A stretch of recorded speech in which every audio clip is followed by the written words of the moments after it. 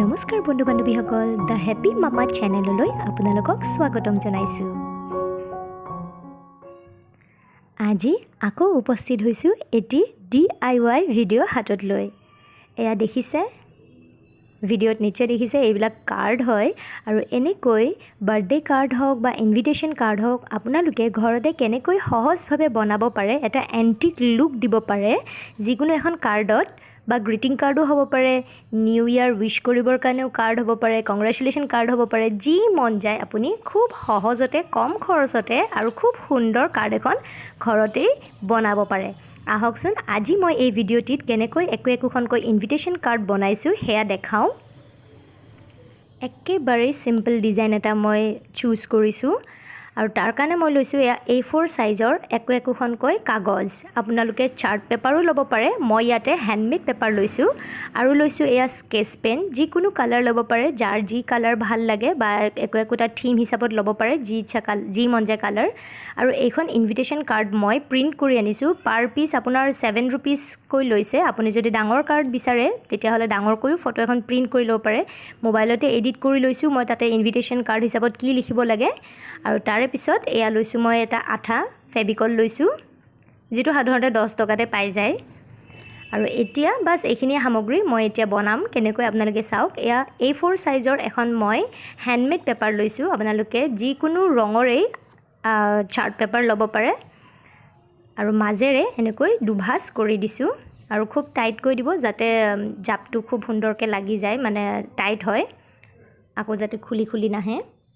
এয়া দেখিছেনে পেপাৰটো handmade paper, মাজে মাজে এইবিলাক সৰু সৰু সূতা, গছৰ পাত আছে, এনেকৈ আপুনি ঘৰতো বনাব পাৰে। কিন্তু এইখন মোক শহুৰ দেউতাই গিফ্ট দিছিলে আৰু ইয়াৰ পৰাই মই এতিয়া বনাব ওলাইছোঁ। এতিয়া যিখন ফটো মই প্ৰিণ্ট কৰি লৈছিলোঁ, য'ত ইনভিটেশ্যনৰ কাৰণে লিখিছিলোঁ মই, সেইখনত এতিয়া এনেকৈ আঠা লগাইছোঁ আৰু লগাই পেলাই এই A4 সাইজৰ কাৰ্ডখন যিখন আমি জাপি লৈছিলোঁ তাৰে ভিতৰত এতিয়া এইখন লগাই দিম, আঠা লগাই দিম।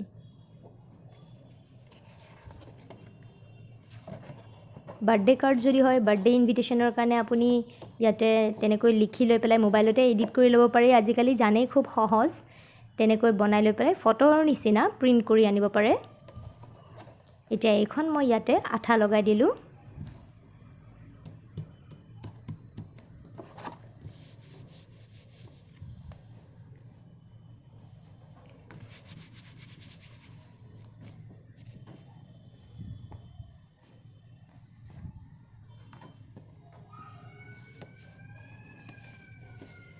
এয়া দেখিছে আপোনালোকে দোকানত কিনি অনা যিবিলাক আমি আগতে গ্ৰিটিং কাৰ্ড ব্যৱহাৰ কৰিছিলোঁ নিউ ইয়াৰ উইছৰ কাৰণে, ঠিক তেনেকুৱাই লাগিছে। আৰু এতিয়া মই মোৰ পচন্দৰ কালাৰ এটা লৈছোঁ আৰু ভিতৰৰ ফটোখনৰ লগত মেটচ হোৱাকৈ মই ব্লু কালাৰেই লৈছোঁ। যিকোনো এটা বটলৰ কেপ লৈছোঁ, এনেকৈ ৰাউণ্ড কৰি দি দিলোঁ। যিকোনো ডিজাইন আপোনালোকৰ যি ভাল লাগে, কিছুমানে মেহেন্দি আঁকি ভাল পায়, মেহেন্দি আৰ্ট কৰিব পাৰে, বা যিকোনো আৰু যাৰ যি ভাল লাগে, কোনো মানে পাৰ্টিকুলাৰ ৰিজন নাই মানে এইটোৱেই যে ডিজাইন হ'ব লাগিব। মোৰ এইটো ডিজাইন ভাল লাগিছে যাতে মই চিম্পলকৈ এটা এণ্টিক লুক দিব পাৰোঁ মোৰ কাৰ্ডখনত, সেইকাৰণে মই এইটোৱে ইউজ কৰিছোঁ। এনেকৈ চাৰ্কেল কৰিছোঁ আৰু বাছ গছৰ পাত কেইটামান মই মাজত এনেকৈ চিম্পলি আঁকি দিছোঁ। বন্ধুসকল, আপোনালোকে যদি প্ৰথমবাৰৰ কাৰণে আমাৰ চেনেলটো ভিজিট কৰিছে, ছাবস্ক্ৰাইব কৰিবলৈ একেবাৰে নাপাহৰিব।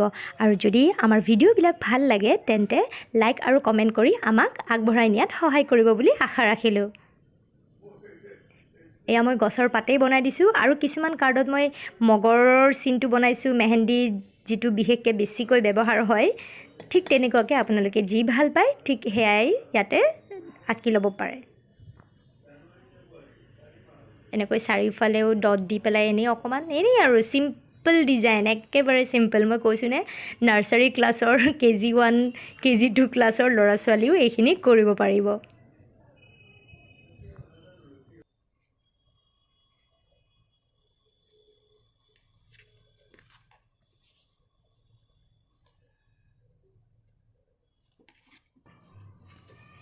এতিয়া ভিতৰ ফালে যিখন ফটো আমি প্ৰিণ্ট কৰিছোঁ সেইখনৰ লগতে মিলাই লৈ পেলাই এটা ডাৰ্ক ব্লু কালাৰ আৰু লাইট মানে স্কাই ব্লু কালাৰটো লৈ পেলাই মই এনেকৈ বৰ্ডাৰত অকণমান ডিজাইন কৰি দিছোঁ একেবাৰে চিম্পল একো সৰু বাচ্চা এটাই কৰিব পাৰে এনেকুৱা ডিজাইন এটা যিটো ভালেই লাগিছে ইয়াৰে লগত মোৰ থিমটোৰ লগত আহি আছে ফটোখনৰ লগত যেনেকৈ ইয়াতে গছৰ পাত দিয়া আছিলে ঠিক তেনেকৈ এয়া গছৰ শিপাৰ নিচিনা এনেকৈ আউলি বাউলি কৰি পেলাই জাষ্ট মই এনেই মানে ইয়াতে লাইন কিছুমান টানি দিছোঁ আপোনালোকে যি মন যায় আঁকিব পাৰে যাৰ যি ভাল লাগে এয়া মোৰ কাৰ্ডখন ৰেডি হৈয়ে গ'ল একেবাৰে চিম্পলকৈ বনাইছোঁ ঘৰতেই বনাইছোঁ একো বিশেষ খৰচো হোৱা নাই আমাৰ কাৰ্ডখন ৰেডি হৈ গ'ল ইনভিটেশ্যন কাৰ্ড ৰেডি আপোনালোকেও এনেকৈ ঘৰত বনাব পাৰে আৰু যিকোনো অকেজনতে এনেকৈ ব্যৱহাৰ কৰিব পাৰে আমাৰ চেনেলটো ছাবস্ক্ৰাইব কৰিবলৈ একেবাৰে নাপাহৰিব নমস্কাৰ